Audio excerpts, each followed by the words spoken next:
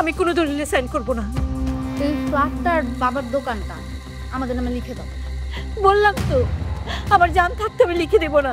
তুমি দিবা, তোমার খাল লিখে দিবা। আমি দিব না। আমি মেয়ে হয়ে তোমার গায়ে হাত তুলতে চাইতেছি না, তুমি যদি আমার বাধ্য করো আমি তোমার গলা টিপে হাত দিবি না। কি শুরু করছিস তুই? ও এখন মা মেয়ে একজোট হয়েছে না, দেখতেছি।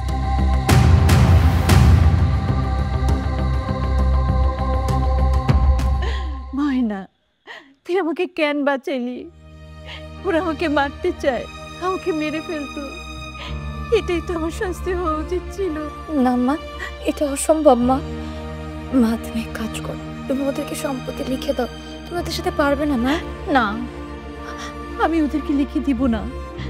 দেখ, ওরা আমার পেটের সন্তান, অথচ ওরাই আমাকে মারতে চায়।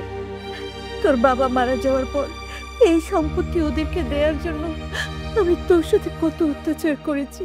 আজকে আমার পেটের সন্তানই আমাকে মেরে ফেলতে চায়। আল্লাহর কে বিচার?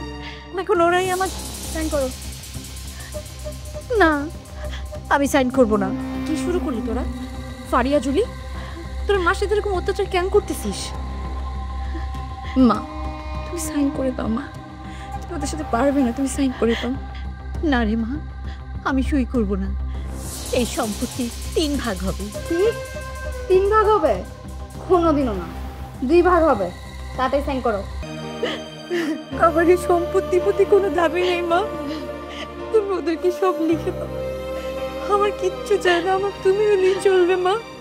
আমার একটা